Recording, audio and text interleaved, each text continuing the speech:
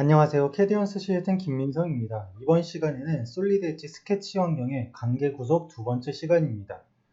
세부 내용으로는 접선과 평행, 동일, 대칭, 동심, 수직 등이 있겠습니다. 그러면은 솔리드 엣지를 띄워서 설명드리도록 하겠습니다. 첫 번째 알아볼 기능은 접선입니다. 접선 같은 경우에는 원과 하나의 점에서 만나는 선분을 의미하죠. 그래서 접선 같은 경우에는 이렇게 선과 원호 또는 선과 원의 사용이 가능한데요. 사용하는 방법은 크게 두 가지가 있습니다. 두 가지 선을 선택을 하거나 아니면은 원과 원호가 만나는 부분에 여기 연결이 들어가 있을 거예요. 그래서 이 연결 부분을 클릭해 주게 되면은 이렇게 접선이 들어가게 됩니다. 접선이 된 경우에는 이제 관계 핸들 모양은 이렇게 원이 되게 됩니다. 그래서 전 시간에도 말했던 것처럼 관계 핸들이 굉장히 중요하기 때문에 꼭 이번 강의에서도 잘 눈에 익히시고요. 그리고 연결과 접선이 만나는 것 같은 경우에는 이렇게 연결 겉에 접선이 생기게 됩니다. 자, 그 다음은 평행입니다. 평행 같은 경우에는 두 개의 선의 기울기가 같은 것을 의미하죠. 그래서 제가 여기다가 보면은 선을 두 개를 준비했는데요. 하나는 28.47도고요. 하나는 마이너스 12.87도입니다. 그래서 이 두 개의 선에 대한 기울기 값을 같게 만들어 줄 건데요. 평행을 통해서 그냥 선과 선을 클릭해 주게 되면 평행이 되게 됩니다. 그리고 평행에 대한 관계 핸들 같은 경우에는 이렇게 선의 수직 방향으로 는 자가 나타나게 되고요. 자, 평행이 적용된 선에서는 기울기를 바꾸게 되더라도 똑같이 기울기가 바뀌게 됩니다.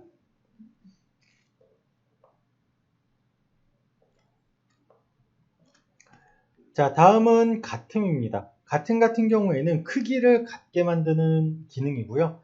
여기에 있는 원을 클릭하게 되면은 원의 크기가 같아지는 것을 의미합니다. 그리고 솔리드 엣지에서는 한 가지 규칙이 있는데요. 어떠한 규칙이냐면은 먼저 선택한 애가 나중에 선택한 애의 크기를 따라가게 됩니다. 그래서 먼저 선택하고 나중에 선택한 크기를 따라가게 되는 것을 보실 수가 있고요.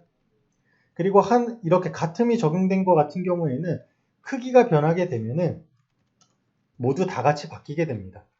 그리고 관계 핸들 모양은 그냥 수평 방향으로 무조건 는입니다.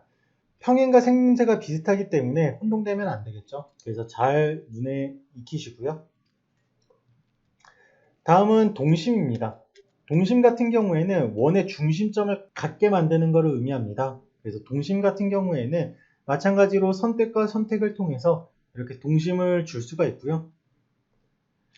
이렇게 동심이 적용된 원 같은 경우에는 움직이더라도 항상 동심 관계를 유지하게 됩니다.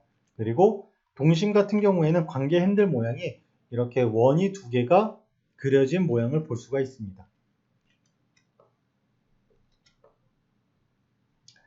다음은 이제 대칭입니다. 대칭 같은 경우에는 사용하기 위해서 축을 중심으로 양쪽에 같은 유형의 요소가 존재해야 됩니다. 지금 화면에 보면은 이쪽에 원호가 있고 이쪽에 원호가 있습니다. 그리고 선과 선이 있습니다. 대칭을 하게 되면은 우선은 대칭을 사용하는 방법은 축을 먼저 선택해 주셔야 됩니다. 그래서 축 같은 경우에는 좌표계의 축을 활용하셔도 되고요. 아니면은 별도로 선을 그려서 그 선을 축으로 활용하셔도 됩니다. 자, 이렇게 축을 선택했다라고 하면은 이제 대칭을 할 두 가지 요소를 선택만 해주시면 됩니다. 마찬가지로 먼저 선택하는 애가 나중에 선택하는 애와 동일한 유형으로 바뀌게 됩니다. 대칭 같은 경우에는 관계 핸들 모양이 이렇게 생겼고요. 그리고 크기나 위치를 바꾸게 되면은 반대쪽도 동일하게 바뀌는 것을 알 수가 있습니다. 그리고 추가적으로 한 가지 아실 점은 기존의 그리기 기능에서 미러 기능을 사용해 봤었습니다. 자, 미러 기능에서 축을 선택하게 되면은 이렇게 미러 형상이 나타나게 되죠. 마찬가지로 미러 기능을 사용하게 되면은 여기에 자동적으로 대칭에 대한 구속 조건이 생성되는 것을 확인하실 수가 있습니다. 다음은 수직입니다. 수직 같은 경우에는 뭐 선과 선형에도 쓰일 수 있지만 이렇게 선과 원형에도 쓰일 수가 있습니다. 자, 수직을 사용할 때에는 대신 원을 먼저 선택할 수는 없어요. 그래서 선을 먼저 선택해주고 그 다음 원을 선택해주게 되면은 원의 수직인 선을 생성할 수가 있습니다. 그리고 이렇게 수직이 들어간 선 같은 경우에는 항상 원과 90도의 관계를 유지하게 됩니다. 자, 그 다음 마지막으로 동일직선상입니다. 동일직선상 같은 경우에는 선의 높이를 같게 만드는 것을 의미하고요. 여기 있는 이 선을 지축과 동일하게 만들겠다 라고 정의를 하게 되면은 같은 높이에 와서 배치되는 것을 확인할 수가 있습니다. 자, 이렇게 해서 이번 시간에는 관계구조 두 번째 시간이었습니다. 이상으로 이번 교육을 마치도록 하겠습니다. 감사합니다. 캐디언스 시스템의 김민성이었습니다.